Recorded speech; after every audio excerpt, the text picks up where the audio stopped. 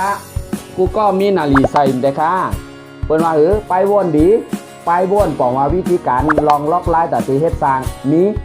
ไปวนก็ดีออกก็ดีก้อยหนาว่าเอาข้าวย้ำอันตาเดมาสร้างให้ตัวเจ้าเก่าเป็นก้นมากมีเป็นก้นเป็นสะเทอะไรเนี่ยป้อหมอวนค่ะนะเปิ้นว่าเอาข้าวย้ำกับนางหางค่ะนางตัวเฟซบุ๊กนางตัวYouTubeย่อก็มานั่งเล่นหางเล่นอันใดก็ย่ออันเฮ็ดให้เป็นเนื้องานเป็นห้องวานาการอันตัดสินอะไรเป็นสะเทพอเปรียบแบบเหมือนนะเนี่ยเพราะวันหนึ่งเขาลูกมาเขาเป็นอะไรกับเฮ็ดเนื้องานเนี่ยเนื้องานเป็นไทยเฮ็ดค่ะคนมากมีเป็นเฮ็ดค่ะ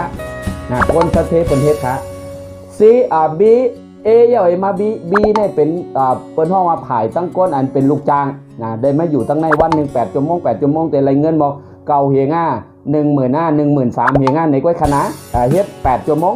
กับในมาซีค่ะเขาเดี๋ยวมีข้าวย้ำอยู่ในช่องพักตูซีในคณะซีในเขาเตะเลยมาบ้วนจึงหือเตะเลยมีนาการสังเป็นว่าป้อกาปานย้ำเดี๋ยวป้อห้อมมีตั้งกาตั้งขายอยู่เหนือออนไลน์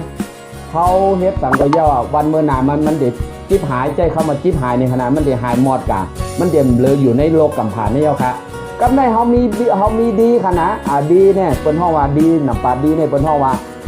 มังมังก็ว่าเอาเวลากับอยู่จอมดีกับเรียนเฟซบุ๊กกับเรียนจอมอันยูทูบบ้ากับเรียนกินเรากินสังอันนี้เป็นรองเจ้าเขาขนาดก็หนาว่าเขาขายย้อนลาดว่ามันไปส่งผลในเขาเนี่ยนะเฮ็ดสังก็แป๊ดแหลนเนี่ยย่อก็ไว้หนึ่งมาในเงินก่อมปอด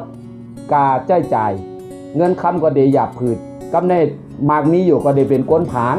ออกค่ะวันมาแนวขายย้อนส่งถึงพี่น้องเขาพอเขาใครเป็นก้นมางมีให้เฮ็ดเนื้องานเหมือนก้นมางมีเปิ้นอยู่จอมการอันวันหนึ่งแต่ละเฮ็ดงานอะไรก็หืออะไรเงินก็หือหนับปาสองมา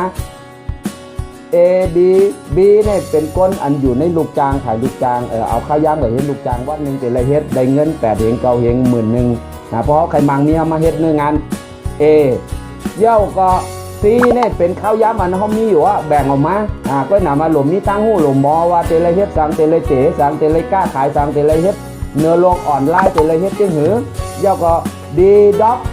อกในมันบอกว่าปอว่นดีก็ดีป้อมว่นดีก็ซุ่มแล้วค่ะดีในบางเจอเอาข้าวย้ำนี่ก็อยู่กันในเฮ็ดการอันคืนใหญ่เฮ็ดนาการอันมาอยู่ในจอมก้นอันเป็นห้องว่ากลุ่มเป็นมาก้นอันกัดแขนก้นอันบางมีก้นอันหมอว่นก้นอันมี3 เมียว1ค่ะนะ1นี่อย่างค่ะมีไปบ้วนดีมีลอกไล่อันกาเฮ็ดนาการเฮ็ดไล่หมอดีนำภาษามาหมอตื้อข่าวยามบริหารเวลาให้มันหมออันนี้เอาค่ะย้อนฝากตอนพี่น้องเขาอินเลิฟใจชาแนลฝากซับสไครป์ปันแทงใจพี่น้องใจเขากูก็ค่ะย้อนใหม่ซุงค่ะ